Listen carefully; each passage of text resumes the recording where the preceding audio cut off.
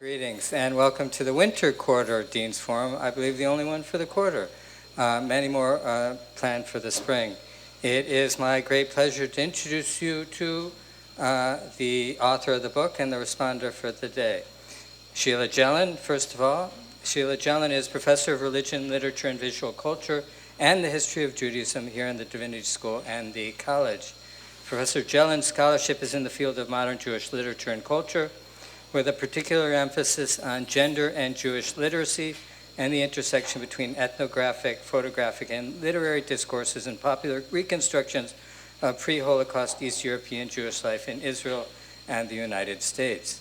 Professor Jelen is a very productive scholar, the editor of 5 edited volumes, with 1 or 2 coming out soon.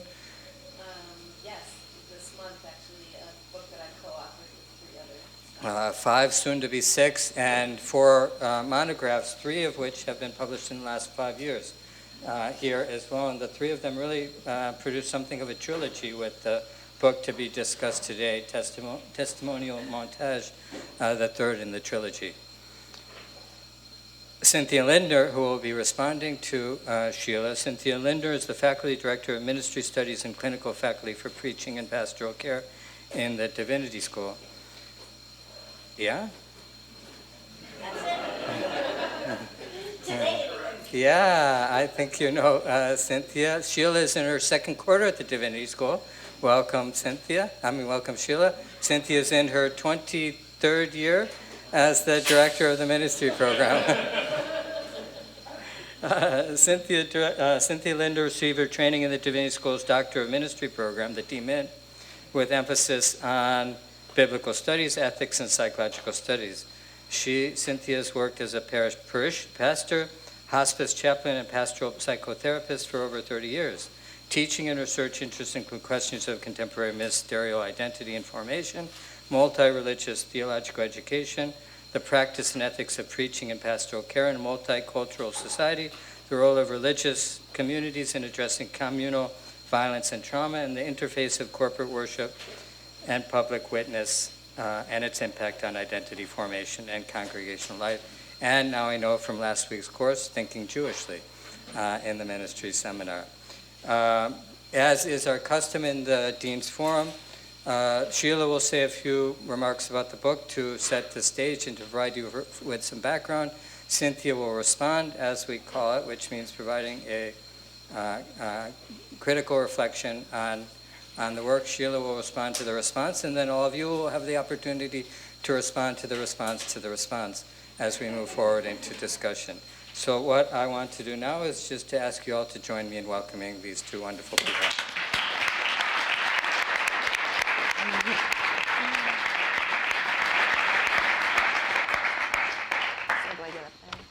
Thank you. Thank you very much for inviting me to do this, for giving me the opportunity to speak of my work in such a wonderful community of scholars and students. And thank you especially to Cynthia for agreeing to read the book so carefully and to comment on it. I met Cynthia during my interview about a year ago, and we had this wonderful conversation about how our work overlaps around the area of testimony. And since then, we have decided to teach a graduate seminar together next year on the subject of testimony from various perspectives. And so it's just a pleasure to be doing this together with you. Thank you so much. I wanted to say just a few things about the book, about its genesis, about its relevance in today's world. And I also wanted to share 2 very short audiovisual testimony clips that were part of the basis of this book. So first I have to change my glasses so I can see what I'm doing. Okay. So a few weeks ago at the first meeting of the Contemporary American Jewish Cultures Reading Group, we read Ta-Nehisi Coates's The Message.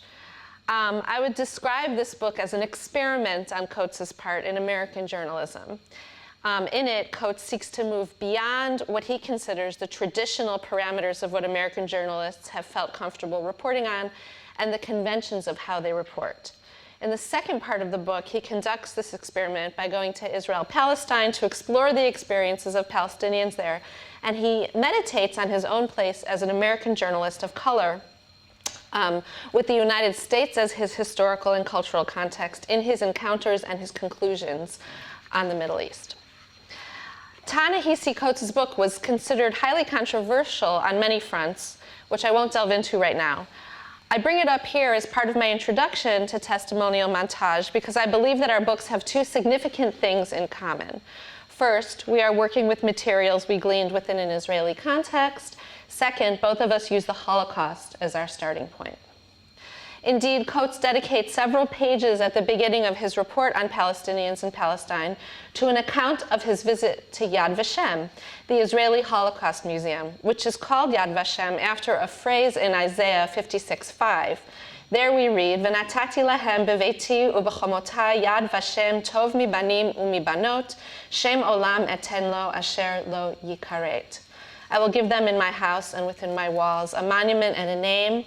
Better than sons or daughters, I will give them an everlasting name, which shall not perish. Using Yad Vashem as his starting point, Coates returns repeatedly and correctly to the question of whether the experience of victimhood immures people from creating further victims. My own work on the testimonies of Israeli Holocaust survivors, I believe, was my first real reckoning with the connection between the birth of the State of Israel and the Holocaust, as well as my attempt to bring the two together in the university classroom in a new and compassionate way. The young Jews in the Nazi ghettos of Europe who fought in the resistance, most famously in the Warsaw Ghetto, the Vilna Ghetto, and the Cracow Ghetto, which we'll talk about today, were by and large members of Zionist youth groups for whom the dream of survival was wrapped up with the dream of emigration to Palestine. The particular testimonies I analyze in the book we will be discussing today grew out of the constellation of the Holocaust and pre-state Palestine, and I was drawn to them specifically because of that connection. Testimonial Montage is about the modern state of Israel and the Holocaust. My goal in the book is threefold. First, to explore how Israeli Holocaust survivors testify about their experiences. Second, to explore how a literary scholar approaches Holocaust testimonies. And third, to explore how photographic discourse might be useful for a literary scholar seeking to find new ways of approaching audio-visual Holocaust testimonies. I have spent most of my career dancing around the Holocaust, not exactly writing through it, but writing around it. My undergraduate thesis was on a novel about an Israeli child of Holocaust survivors seeking, in the newly born state of Israel, steps away from the building site of Yad Vashem to understand his own family history in the absence of any direct or explicit engagement with it at home. My first book on the Hebrew writer Devorah Baron grapples in part with the biography of a writer who moved to Palestine from Eastern Europe in 1910, and like many Hebrew writers of the generation that established modern Hebrew literature at the turn of the 20th century, lost her entire family in the war. She proceeded to lock herself in her Tel Aviv apartment for the last 30 years of her life, unable to face her own sense of having abandoned and betrayed them.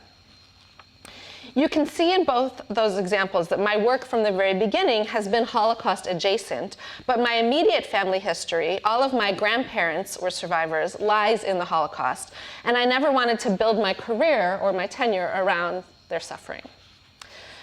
So though I wasn't writing about it yet, at the University of Maryland, I started teaching the Holocaust in a class called Representing the Holocaust, which deals with the writing of Holocaust history and literature and the creation of Holocaust film. This undergraduate course turned into a graduate course on Holocaust testimonies, and about 8 years ago, I took that class to the United States Holocaust Memorial Museum to speak to its video archivist, James Gilmore, about their collection of audiovisual testimonies. During our visit with him, he mentioned that his unit was always looking for volunteers. I promptly volunteered, and he asked me to translate into English a group of Hebrew testimonies that had been sitting in the archive since before the museum was established. He didn't tell me anything more about them. That summer, I moved to Kentucky with my family, and during the move, I decided to view the videos and start translating them, thinking this is kind of mindless work, right? I can do this while they're moving my couch from corner to corner. As I described in my introduction to Testimonial Montage, I was immediately sucked into these testimonies, not just individually, but collectively, because they spoke to one another constantly, with Shifra saying, for example, ask Poldik about that. He knows more than me. Or Yehuda saying, ask Hella about Josephinska 13. She ran the place. I was fascinated by the way each of the survivors referred to the others in the group constantly, and the way they viewed their testimony as just part of the story that they were all telling together, even though they were each interviewed at different sittings on different days, and they weren't necessarily present for one another's interviews. It turns out that all these testimonies were given by Israeli survivors of a particular youth group, Akiva. My son Akiva is here. Not to be mistaken for B'nai Akiva, which is a youth group that exists to this day. The Akiva youth group did not survive the war, but its active members before the war became the core members of the Cracow Ghetto Resistance during it. I found out in the course of viewing the videos that they were made in 1987 by a man named Eli Pfefferkorn, himself a survivor living in Canada, who was editing a book called Justina's Narrative, a history of the Cracow Ghetto Resistance written in Krakow's Montelupich prison during the war by a Jewish woman named Gusta Davidson Dranger. The book was written on toilet paper, and every night she read what she had written in the course of the day to a few of the Jewish girls in prison with her, including one, Shifra Lustgarten, to whom I dedicate a chapter of my book, and we're going to see some of her testimony today.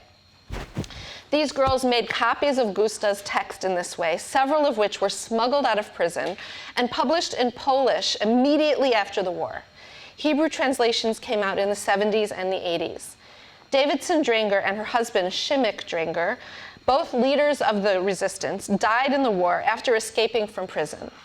Pfefferkorn, seeking to publish the diary in English in the early 90s, interviewed the surviving members of the resistance and the youth group who had made their way to Israel after the war and who were represented mostly pseudonymously in Davidson Dranger's book. He wasn't interested, however, in them telling their own stories. He wanted them to tell the story of Gusta and Shimik. Thus, the collective experience of these testimonies was compounded by a number of different factors. First, these testimonies were given by different members of the same youth group. Second, this youth group regrouped during the war as a resistance group, so these testimonies were also given by different members of the same resistance. Third, each of these people was asked to speak about the same people, Gusta and Shimik. Finally, these testimonies were given in an Israeli context, which is a highly collectivized society, particularly in the years after the war.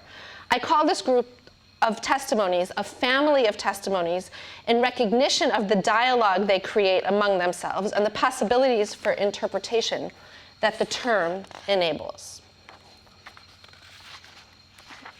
So my first question about these testimonies was about how to navigate the highly personal stories told by each of these survivors.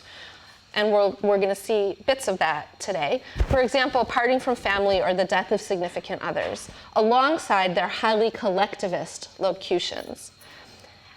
And then I went to a conference on Holocaust testimonies with my first paper on this group of testimonies in hand. There I encountered something truly fascinating. Most of the attendees were historians, and most of their papers were about how they used Holocaust testimonies to craft historical narratives. I was the only participant who brought a clip of a testimony to share with the group and did a close reading of it. No one else was treating these testimonies as complete texts or paying close attention to their performance. For example, one paper written by a well-known British historian of the Kindertransports was on upper-class German Jewish girls who had been sent to England to do domestic labor during the war. She sought to document cases of sexual abuse, impoverishment, and the like. She said, I found 3 testimonies that dealt with sexual abuse at the hand of the man of the household, 5 testimonies that spoke about physical abuse on the part of the woman of the house, etc. I was amazed at her quantitative, utilitarian, and anonymous approach to these testimonies. Hence my second question. How does a literature scholar approach these testimonies? What can be learned about them from close reading about trauma, about survival, about the Holocaust, about telling the story of trauma and survival? So I just wanted to give a brief overview of the survivors that appear in this book, and we're going to watch clips, very short clips of 2 of them. So Hella Schipper Rufeisen was raised by her Hasidic grandparents in Krakow after the early death of her mother. And she traveled between the Warsaw and Cracow ghettos as a courier between the resistance movements during the war. She procured the first weapons for the Cracow Ghetto Resistance in Warsaw and traveled with them in her skirt and in her purse all the way to Krakow on the train. When asked why she took such a major risk, she said that just being Jewish was a major risk, so she figured she may as well accomplish something. Hella wound up being deported to Bergen-Belsen with a group of foreign nationals in the course of the war, though not as a Jew. It's a long, complicated story, which if you want to know more about, you can read my book. After the war, she emigrated to Palestine and tried to live on the kibbutz associated with the Akiva youth group. After a few years, she and her husband moved to a community called Bustan HaGalil. She was one of the 2 survivors featured in my book who testified in the Eichmann trial in 1961. Rivka Cooper attended a Jewish high school in Krakow. She married Dolek Liebeskind, the leader of the Akiva movement in Krakow, and subsequently one of the leaders of the resistance movement. During the war, she was entrusted with burning the entire Akiva archive because it held what was seen by the leadership as incriminating evidence of the group's anti-Nazi sentiments, an understatement. She also was charged with renting apartments on the outskirts of Krakow as safe houses for members of the resistance. She was arrested when the Gestapo was looking for her husband one night and sent to Auschwitz.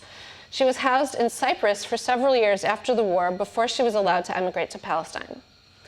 Shifra Lustgarten, during the war, she and her boyfriend Shimmick Lustgarten turned Shimmick's parents, it's a different Shimmick, turned Shimmick's parents' apartment after their deportation into a meeting place for other young orphaned resistance members. She and Shimmick were turned over to the Gestapo by a fellow member of the resistance and sent to Auschwitz.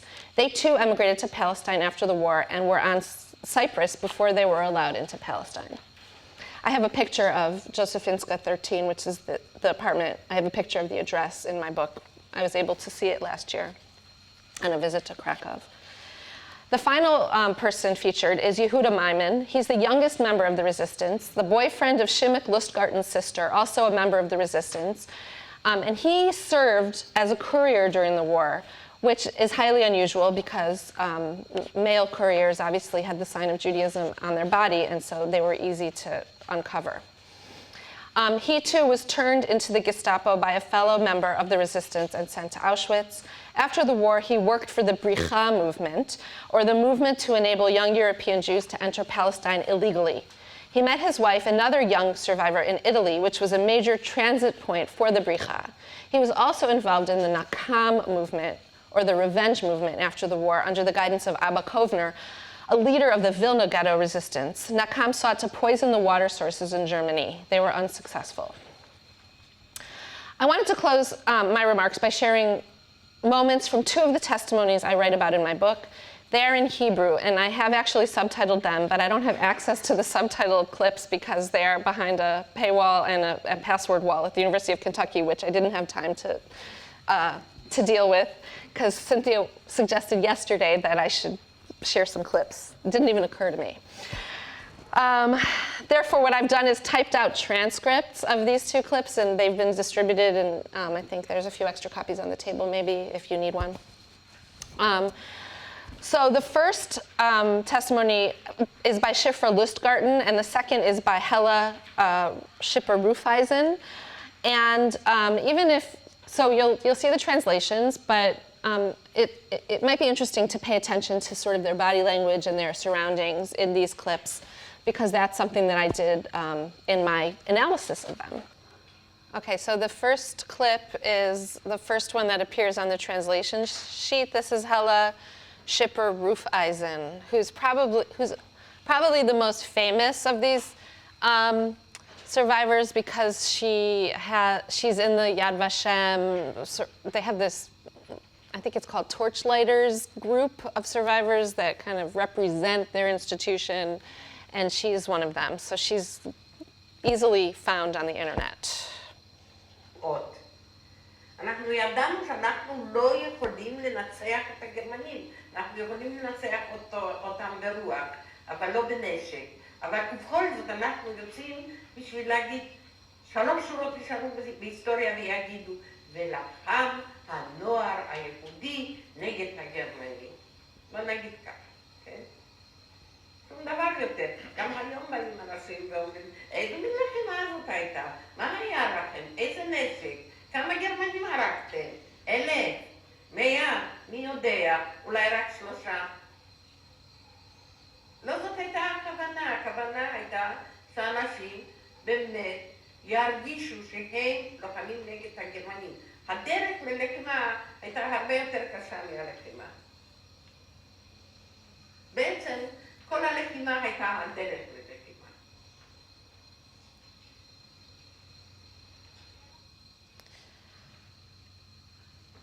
Okay, so as you could see from her body language, and also you read in the translation, for those of you who don't know Hebrew, she's kind of butting up against the Israeli version of the stories that are okay to tell about the Holocaust, right? That you have, if only if you were a gun-wielding member of a resistance are you able to really share your story, right? And as you hear here, she said, you know, how many did we kill? Maybe none, you know, but that wasn't the point. That's not the point. And she kind of ventriloquizes this, the kinds of questions that she often hears from audiences. The second testimony I wanted to share, or piece of testimony, is my least well-known survivor. Her Polish name was Elsa Lappe. Her Hebrew name is Shifra Lustgarten. And the testimony that I analyzed for this was one of only 2 testimonies that she gave. And in my book, I analyze how she is very circumspect about even giving a testimony because she feels like her peers have said all there is to say. Even though she was the person who created this really important institution in the ghetto, which is the apartment where everyone basically lived. And as a teenage girl, she became like their mother, right? She became the mother of all these people. If someone got shot in the leg because they were doing something stupid, she was the one who like took care of them. And you know, she was the one who organized the clothing that everyone had to draw from because they had nothing. All their parents had been already deported. So this is a little bit of Shifra, or Elsa.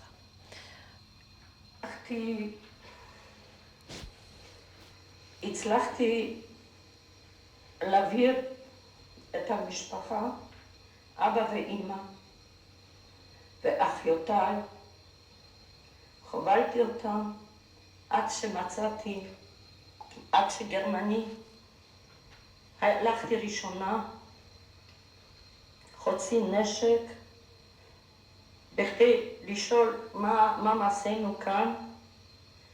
ניגשתי אליו, אמרתי, אתה רוצה, תן לי כדור, לא רוצה, אל תיתן, אבל אני רוצה רק להגיד לך משהו. תן לנו רק לעבור את הקטע הזה, ולא ראית אותנו ולא שמעת וזהו, וכך היה. מאז אמא משום מה חשבה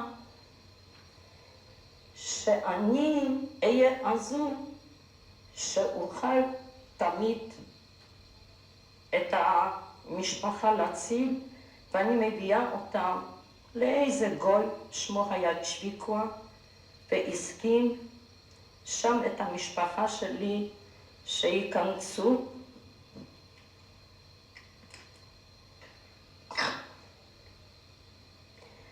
ואז אני ניגשת לאמי ואומרת, את אינה אמא, את יודעת שיש לי שמץ בקרקוב, את יודעת שאהבתנו כל כך חזקה, תני לי ללכת, את אינה הייתי איתכם. אמי אמרה, אני יודעת שאת המלאך, לא מלאך, אבל הלוואי שתגיעי חיה לקרקוב ותמסרי לשמק כל הברכות ממני, כי מי הכירה את שמק עוד לפני מלחמה שם. So as you can see in the background is a picture of her husband, Shimek, who had passed away before these testimonies were given. And she's describing, as you read, her parting from her family. She had moved them out of the ghetto, out of the city, into Bochnia, I think, into a neighboring town. And a lot of the survivors that I worked with spoke of, because they were young, like Cynthia pointed out, because they were youth, they were 16, 17 years old, they had to go into the ghetto to fight in the resistance against their parents' wishes. And so this is her describing how she parted from her mother, right? She said, I really need to go, I need to do this thing, and her mother said, okay. So with that, I will turn to the questions that Cynthia asked.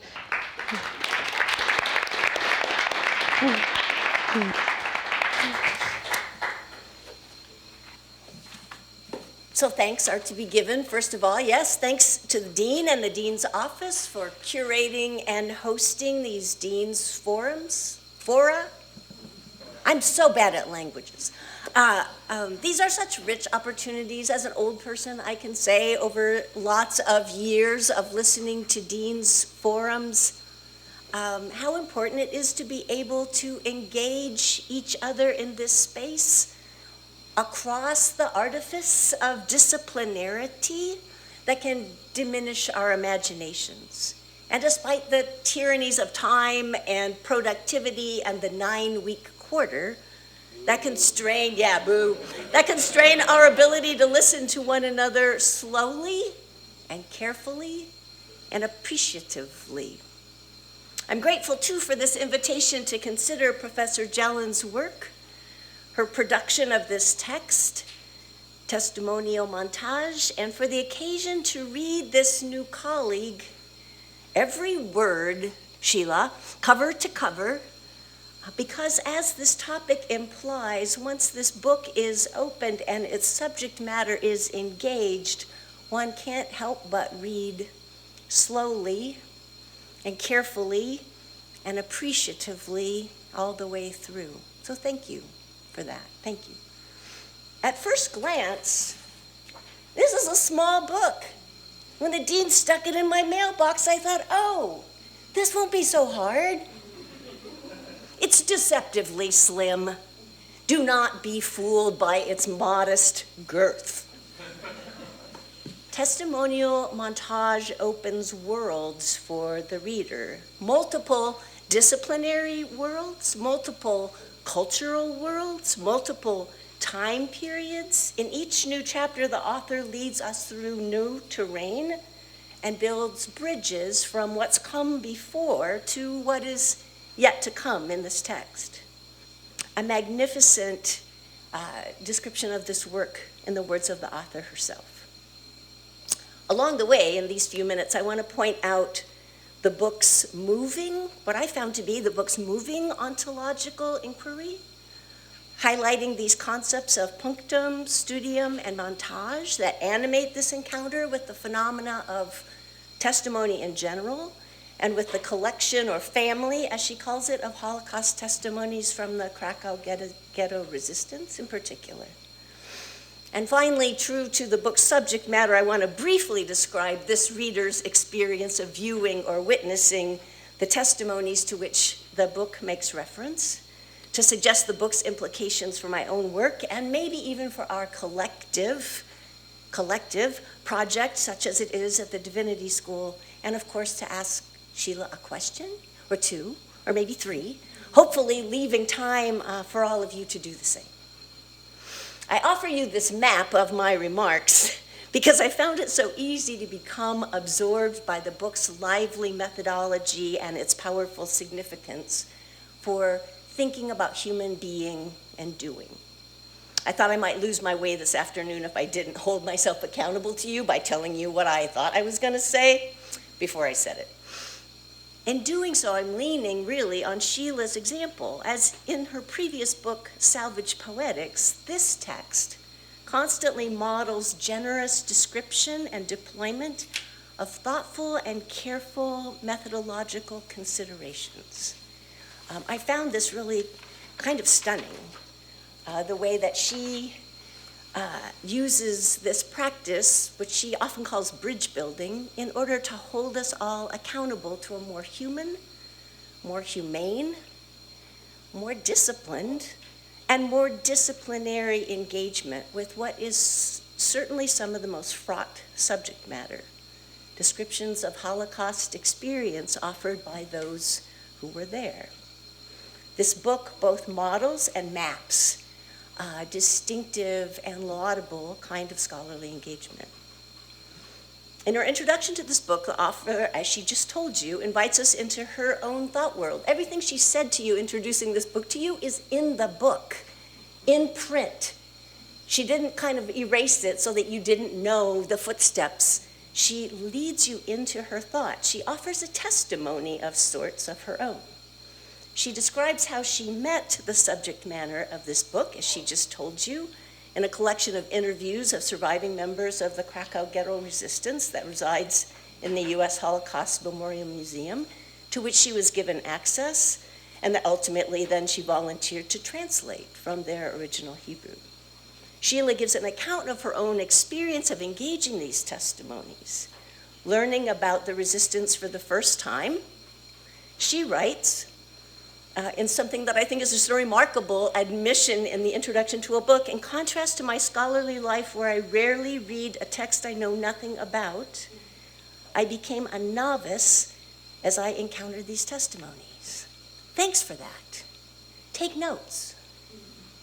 And she shared with the reader her growing awareness working through these testimonies of her own positionality to them, referencing this deeply complicated relationship between her American Midwest Jewish upbringing and Israeli Zionism, and acknowledging how context inevitably shapes the telling and the hearing of such narratives, while owning her own sense of responsibility for sharing not only the text of the testimonies themselves for English-speaking audiences and researchers, but as well the sense of her own responsibility for amplifying the individual voices beneath and beyond their collective representations and interpretations, embedded in these testimonies of the members of Akiva, the youth resistance movement in Krakow during the war.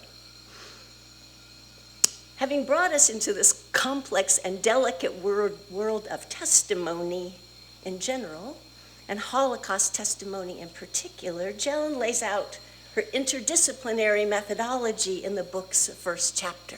And honestly, I read it more than once, not because it was hard. You just lay it out so beautifully, and it was so interesting. She lifts up this hermeneutic labor of a viewer witness in interpreting both photographs, the material investigation in her previous book, Salvage Poetics, and in this new book's exploration of audiovisual testimonies like the one you might be able to see in a minute. She reminds us that just as a photograph is so much more than a still image, always demanding that its viewers bring their own deepest interpretive facilities and faculties, so Holocaust testimonies are viewed at the nexus of many gazes, intentions, and purposes, from historical documentation to psychological research, all of which, in my own words, have tendencies to recruit the narratives into our own arguments, our own fields of discourse.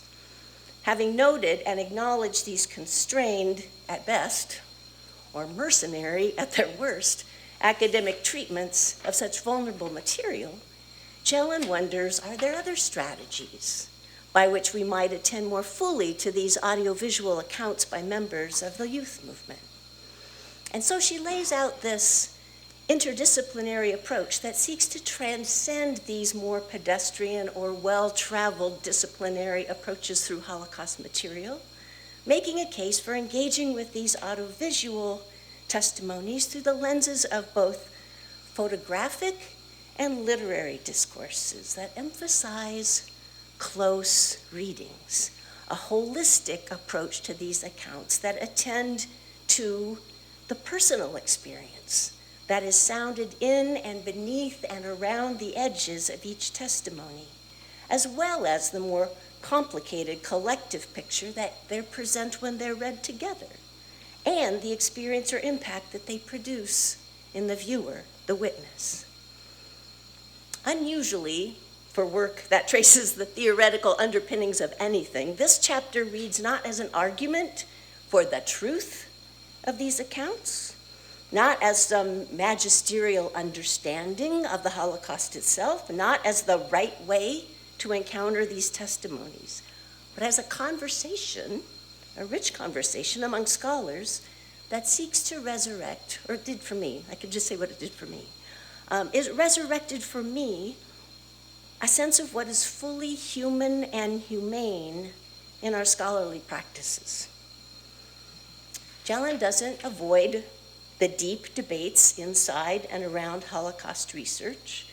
These are obviously the water her work swims in, though you just heard her account of stepping into that water slowly and carefully over many years.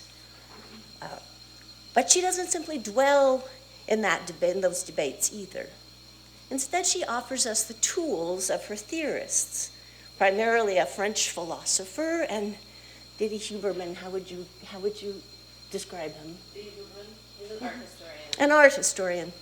But this is a complicated weaving of so many sources, but these two I return to over and over again to prepare us for our own encounters, through her own encounter, with these 4 testimonial subjects that she just introduced to you that comprise most of the book, and fundamentally with the ontology of testimony itself. Not just what testimony says that corroborates our own understanding of an event in the past, but what testimony does in the present moment with and for the speaker and with the viewer witness herself. Most notably for me, here's what I'm going to take away from I'm going to take away so many things from this book, Sheila. I'm going to take away these concepts that you present from that French philosopher of studium, punctum, and montage as key concepts and practices for the listening of these testimonies across time and across space and across genre. I may be the only person in this room who doesn't know these terms. Do you know these terms? Raise your hand, you know these terms. There are some. There's a French philosopher in our midst. If you don't know these terms, the studium, punctum, and the montage, studium and punctum are concepts used to describe the cultural and then the personal meanings of a photograph. The studium is the social and cultural interpretation of that photograph, how it might be explained or captioned or presented in public. Am I close? Okay? And the punctum is a specific detail which might provoke a deep and personal reaction to the image in an individual viewer. Punctum from the Latin, right? Meaning, Latin scholars everywhere, pierce or prick, or the root of our word punctuation, right? Montage, of course, that third term in the title of this text, describes a process of selecting and editing and piecing together separate sections of a film to represent a whole, or the act of producing a new composite whole from fragments of pictures and texts and music. In these central 4 chapters of the book, the presentations of these testimonies, Jelen enacts these concepts, listening to multiple versions of each of the subject's testimonies individually and across time, studying these in concert and conversation with each other, with the other members of the youth movement, and with other testimonies of their time, with photographs, with writings, with materials from their time and place. It's a thick, thick, thick reading of each of these testimonies.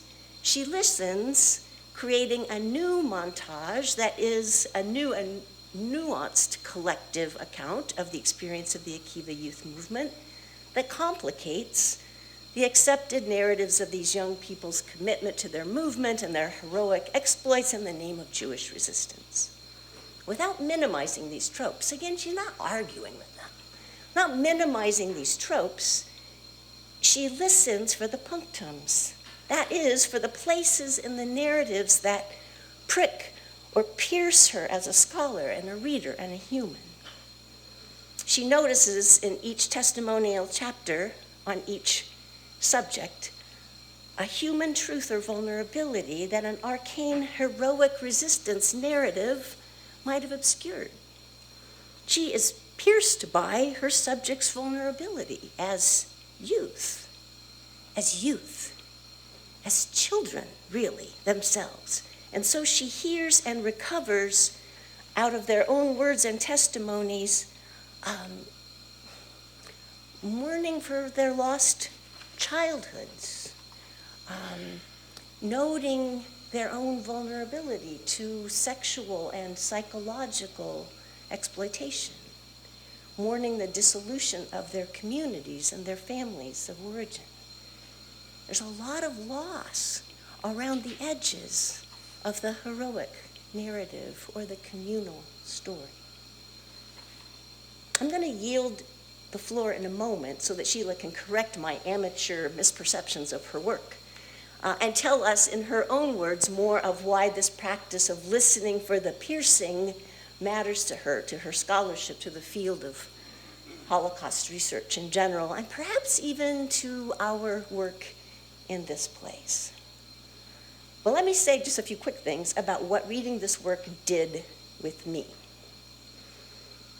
As a Christian pastor and as a psychotherapist who returned mid-career to this complicated space of teaching and learning in that vast field that we call religion, I have lived and worked and thought in this lively and sometimes dangerous intersection between personal experience, communal ways of knowing and telling and doing, and academic inquiry.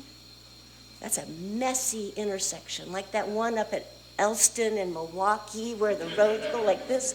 This is what my life here feels like almost all the time. I'm familiar with notions of testimony and witness in a very different register, right?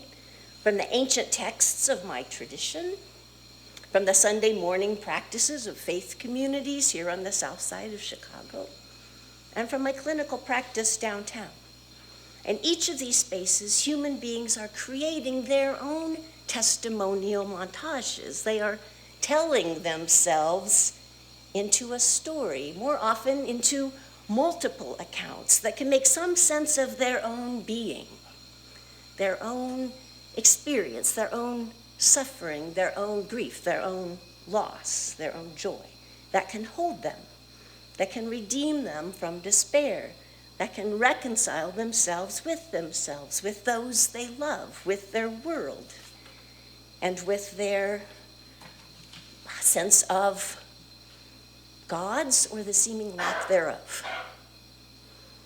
Even though my own experience is deeply informed by their stories, and that piercing still happens for me on a regular basis when I hear them or recall them, their voices can become muted and distorted by the disciplinary demands of significant critical generative scholarship in a place like this. Reading Professor Jelen's work these past weeks has been for me a piercing.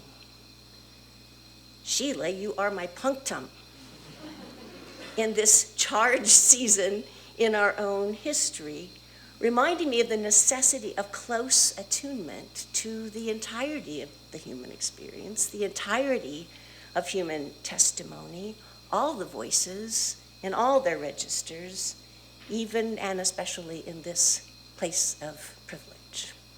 So thank you for the privilege of reading your book. Oh, questions. Do I have time to ask you? Do I have time, Dean, to ask her questions? Okay, here's a couple questions. I have big questions around the thing that is so exciting to me in this place, around pedagogy. How you mentioned little bits in our conversations and in your book about how you teach such testimony, how you teach Holocaust material. I'm interested to know more. What does the punctum lead you to do in the classroom? That's a question. I'm interested in your own experience of working with this material, obviously, all the time. Do you have to turn the piercings off sometimes? Did the piercings become a deeper drilling into a fount of living water somewhere else, to quote things in my tradition? What about secondary trauma in my other tradition? Is that a thing for scholars in this field? You talk in the last words in this book say, today's scholars in many disciplines have become the trustees of those stories. And here I think you're referring to Holocaust testimony, but I think all of our disciplines in this room, we become trustees to somebody's stories. Even if all we can glean is a delicate knowledge, then so be it. What do you mean? You're the first person to put delicate and knowledge in the same sentence. What do you mean by that? So those are my questions. But you can say anything you want. So first of all, thank you so much for your incredibly beautiful remarks. It means so much to me as a scholar and as a human being to know that someone else is reading my work. It's something that, one shouldn't take for granted. So I really am so grateful. To answer your first question about pedagogy, how do I teach Holocaust material? Well, let me answer the second question first, the question of secondary trauma and my own experience of working with this material.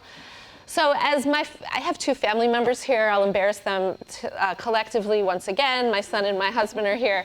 And, sometimes Seth will say to me, my husband will say to me, Sheila, are you reading too much Holocaust literature again? Or are you watching too many Holocaust films? Just because of sort of my general behavior at home.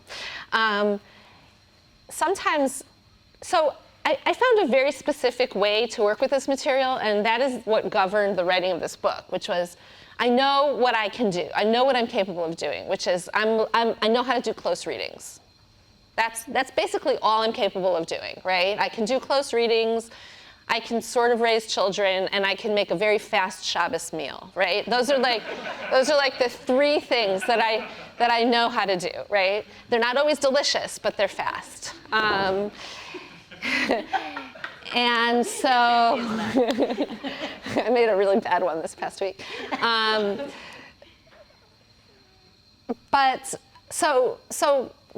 I walk into a classroom and I do not teach a history of the Holocaust. I am not a historian, right? What I do is I teach about how people represent it, right? How is it represented in literature? And how do we pay attention to the choices that people make in representing it, right? And the underlying issues that go into those choices, such as, am I obliged to be historically accurate in my description of this, right? Or, I think my favorite example of this is, I don't know if anyone has read Charlotte Delbo's book, Auschwitz and After, which is a trilogy written by a French, she was a non-Jewish French resistance fighter who was deported with a group of 230 women to Auschwitz, French women. And she wrote this amazing trilogy about her experiences in Auschwitz and in Ravensbrück primarily. And there's this one scene that I love to teach where she describes how her work group walked past a river one day, and it was early spring, and they were told that they could spend 20 minutes washing themselves if they wanted to in the spring. And she hadn't washed herself in, I think she says, 56 days, right? So she's still wearing like the same stockings, the same underwear, the same that she was wearing when she was when she was given her outfit at Auschwitz, right?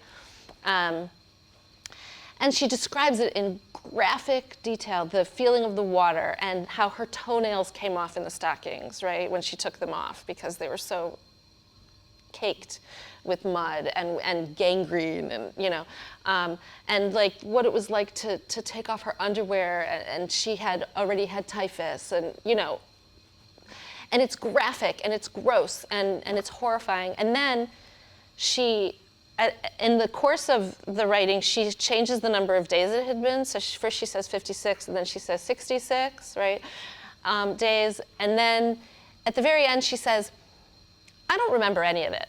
That's probably how it was. But I don't really remember anything. And so I always ask my students,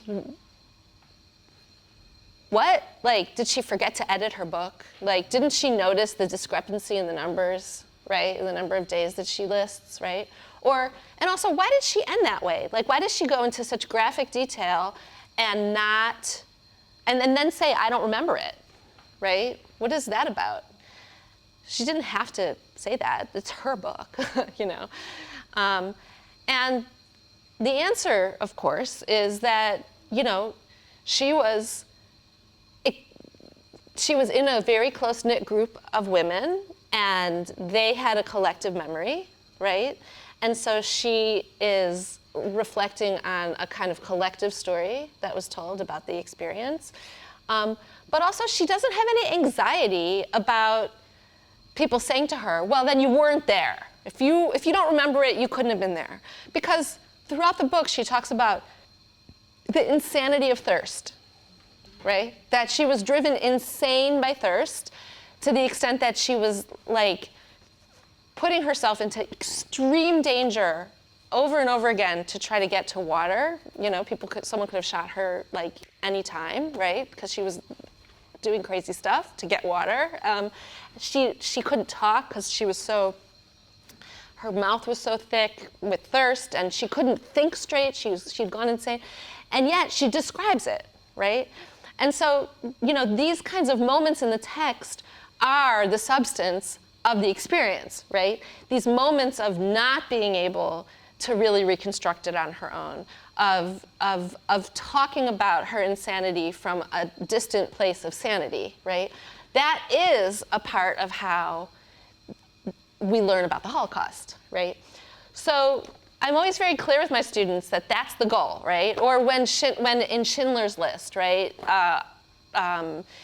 He plays that little trick on us, you know, and he leads us to believe that they're in the gas chamber and they think that they're going to be gassed, and then the water comes out and all of us are like, ugh, you know, the first time we watch the film. Like, why does what's he up to, right? Why does Steven Spielberg, aside from being like the creator of, you know, adventure films, why does he do it that way? Why does he take us to the threshold of the gas chamber and then move away from it, right? What is the story he's trying to tell in Hollywood film that is the same story that's being told over and over again by philosophers about the narration of traumatic experiences?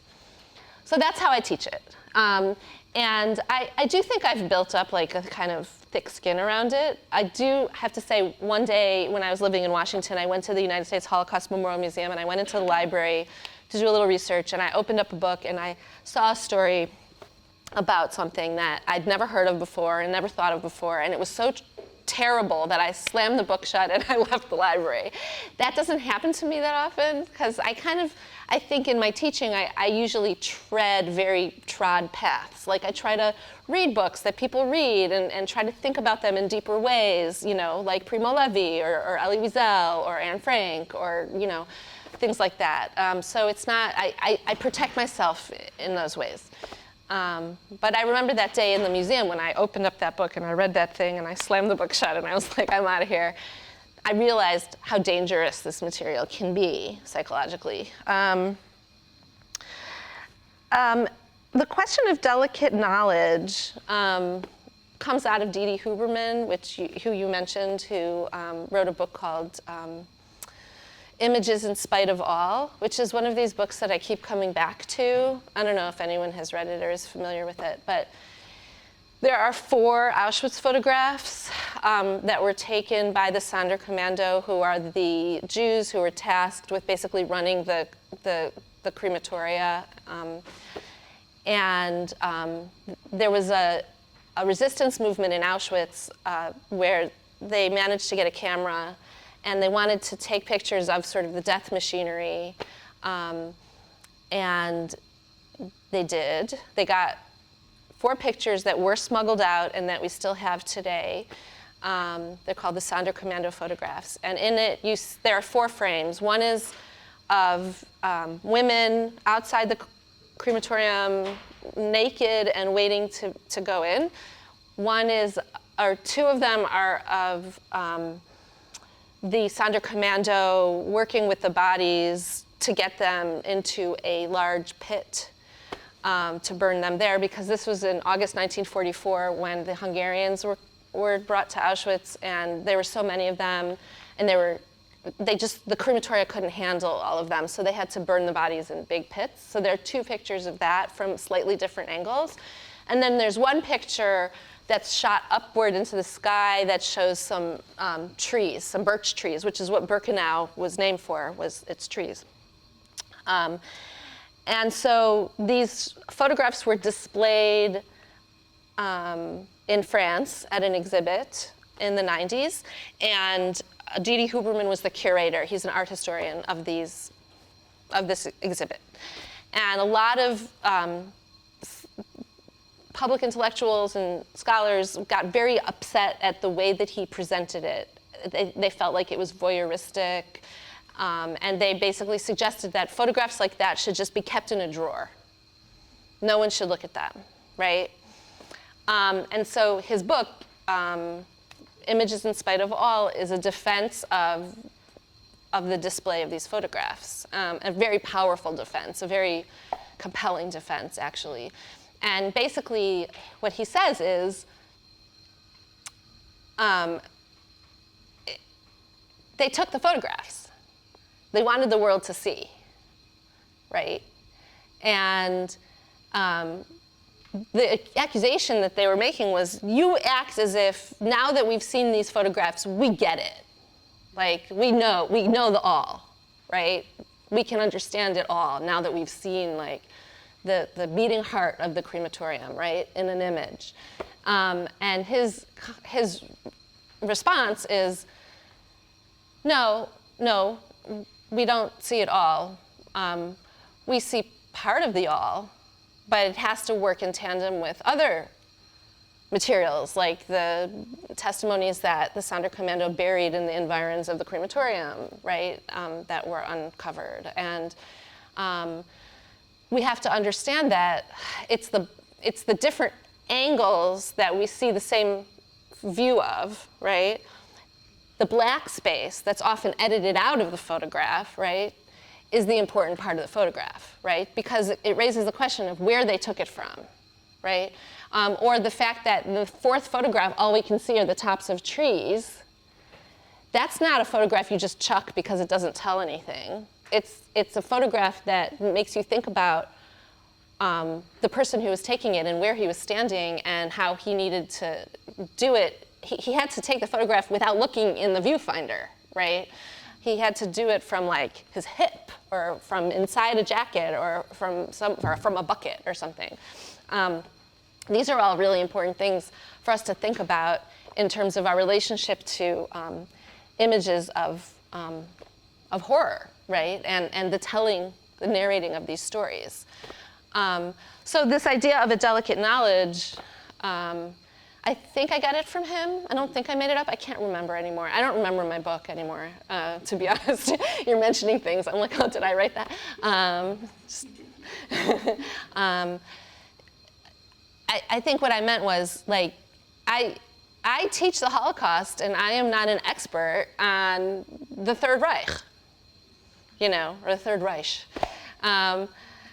I can only teach what I have the ability to communicate and to understand, and that's what representation is all about, right? That's why you're attuned to questions of how are things represented. because that's what I have, right? I've been trained to ask certain kinds of questions about representation, and that I can convey. I am not a Holocaust historian, and so my knowledge is a delicate knowledge. And I think everyone's knowledge is delicate because we're all coming at it from our different disciplines and our different skills and our different abilities. And the most important thing is, and I think I learned this from D.D. Huberman, who says image is in spite of all, right? The most important thing is to share what you have, to use the tools at your disposal to try to understand this material, but never to claim that you completely understand it. Thank you for that. Sure. And we have time for a few questions. Yeah. Can you hear me okay? Yeah. I just want to thank you for the comments and for the presentation. My question is, Gabriel Winant, who's a historian here at the university, talks about, he says he hopes it won't be controversial to say that Israel has become a machine for the conversion of Greek into a kind of political power. And I know this is a delicate knowledge, delicate conversation, but given some of the way that Holocaust testimony and memory has been deployed, conscripted, laundered for everything from Trump's recent executive order on anti-Semitism to the controversy around the IHRA definition of anti-Semitism. I just wonder, does anything, to use Barth's words, prick you or is pointed to you or bruises you about some of that from your perspective as a literary scholar? Absolutely. I mean, that's why I started with Ta-Nehisi Coates, right?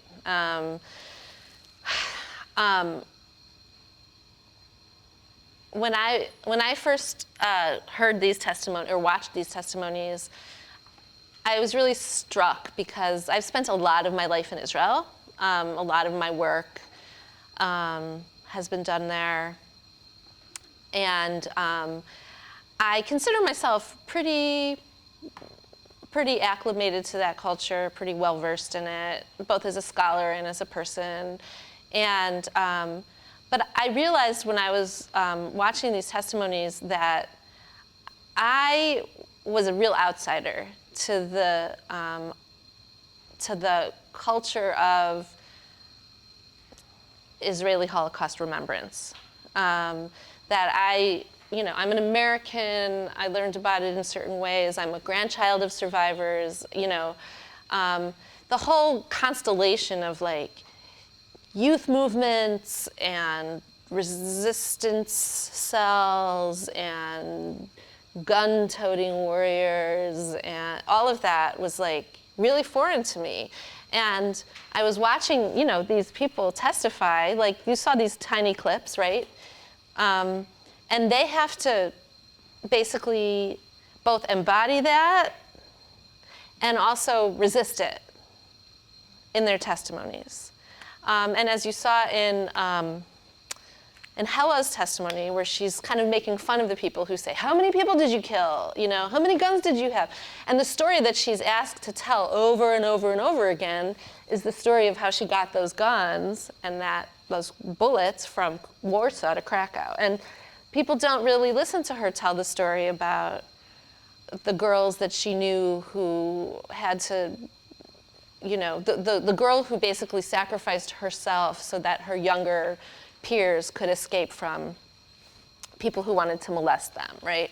And this is a story that I only found in one place in all of her testimonies.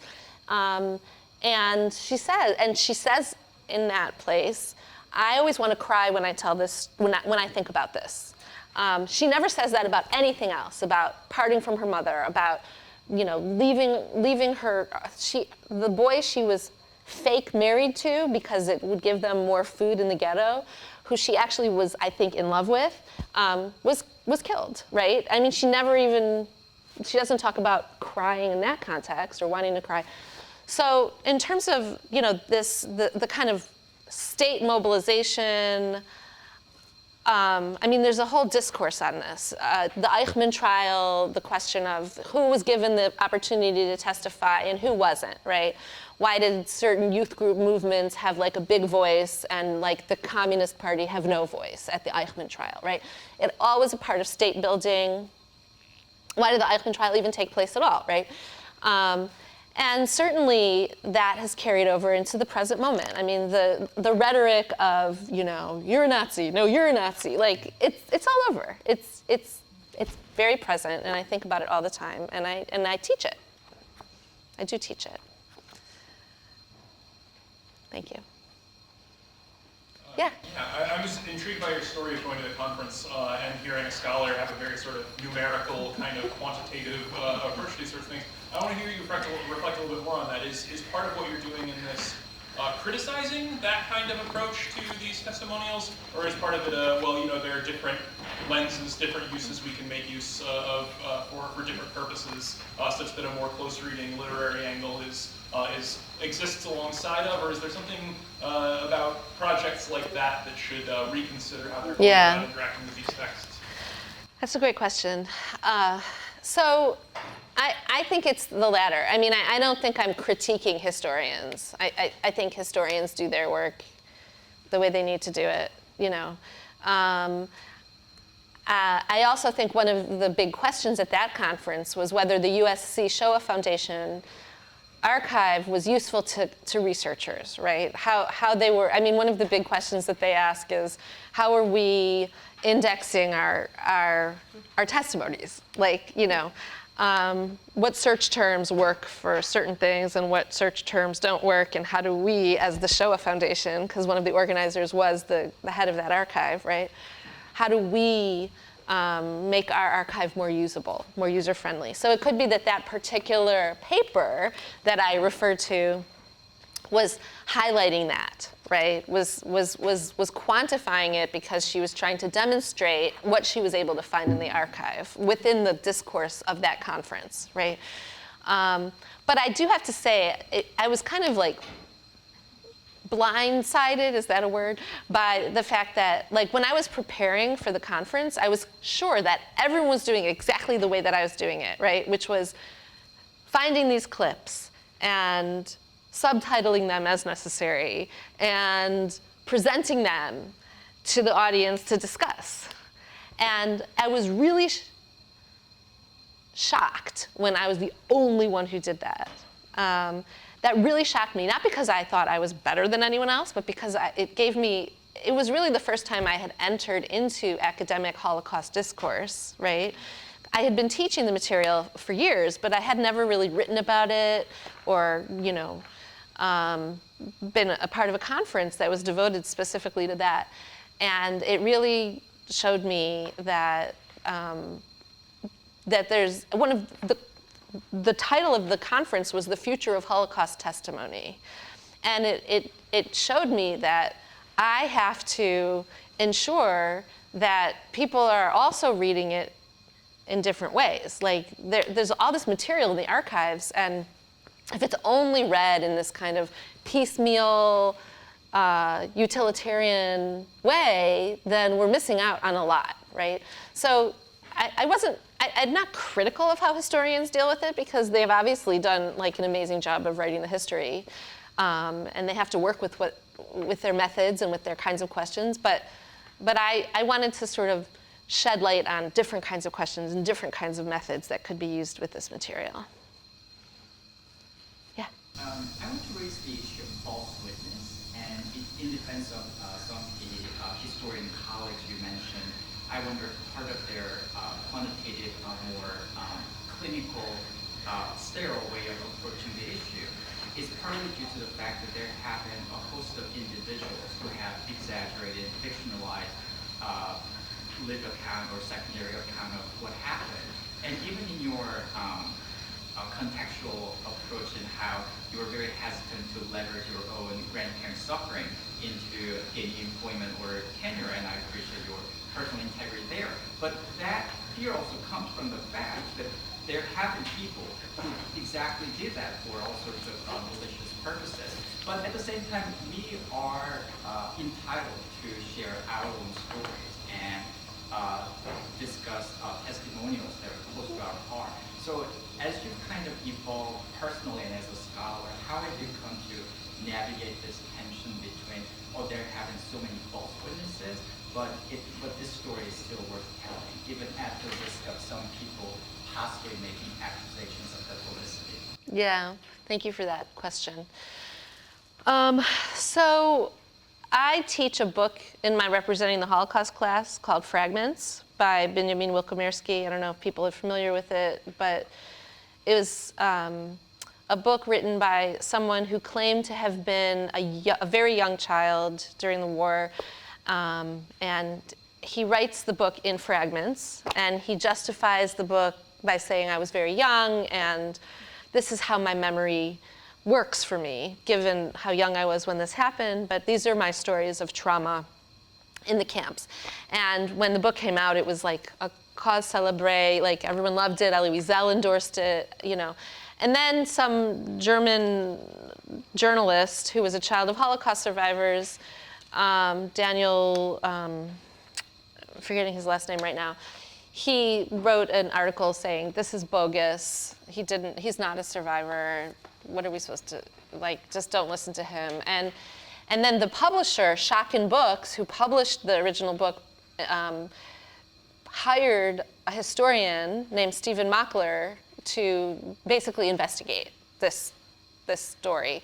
And the conclusion was that he was a foster child with a very traumatic childhood, and he wanted to tell his story, and he wanted to use sort of the cultural tropes that were most resonant with that kind of the kind of trauma he felt that he experienced, and so he chose the Holocaust, right?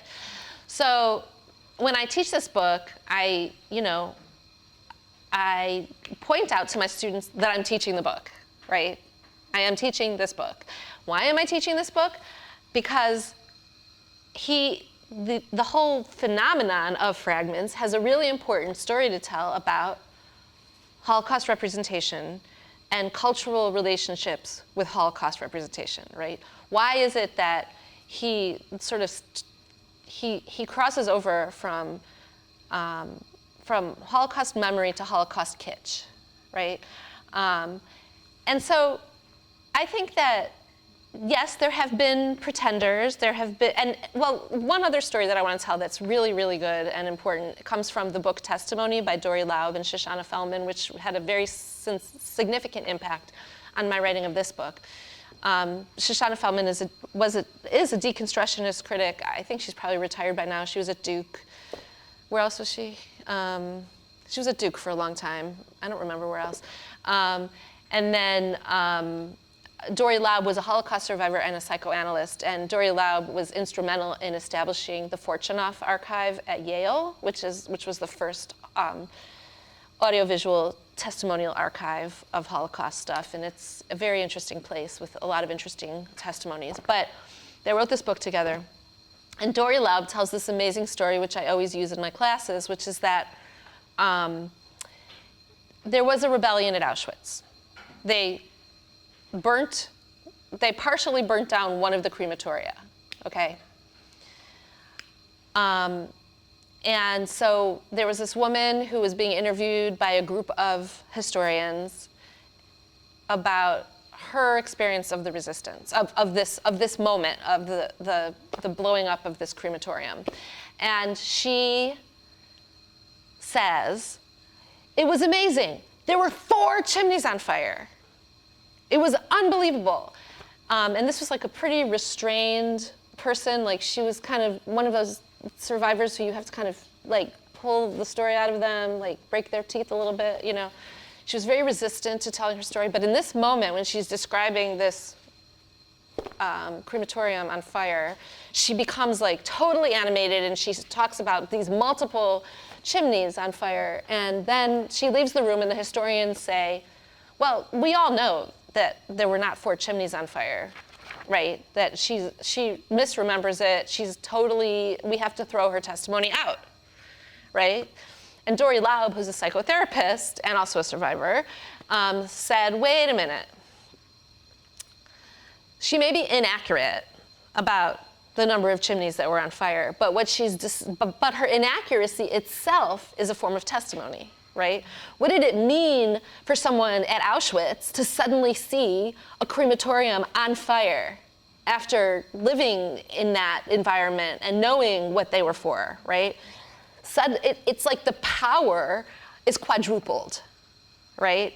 And so she experienced it as multiple chimneys on fire. She experienced it as a complete shattering of the framework of Auschwitz, right? And that's exactly the affect that she provided in her testimony in that moment, right? And so the kind of anxiety that a lot of historians have had, it's gone in waves. I mean, this is a whole discussion of like the Holocaust history has gone in waves, and what have they trusted and what have they not trusted, and they're kind of looping back to saying, okay, you know, survivor testimonies are okay for certain purposes, right? But, you know, I think it's really important to, it depends on the kinds of questions you ask, right? I'm not looking at these testimonies to tell the story of the, the Cracow Ghetto Resistance was associated with the firebombing of a cafe on Christmas Eve full of Germans in Krakow, and that was their big thing, right? And then afterwards, of course, the entire leadership was arrested and killed, and like that was the end of the end of the resistance, was that event. But that event gets all their press time, right? I am not listening to these testimonies in order to reconstruct that event, right? Because they were all like, one of them was putting up flyers, and one of them was getting arrested, and one of them was like stumbling into a room with a mattress and being asked by German soldiers for cigarettes. Like, I can't reconstruct that event. But what I can do is I can ask a question about how did they experience that event, right? So that's, I think, how I approach it. And I want to thank the two of Thank you. you. And thank everyone. Thank you.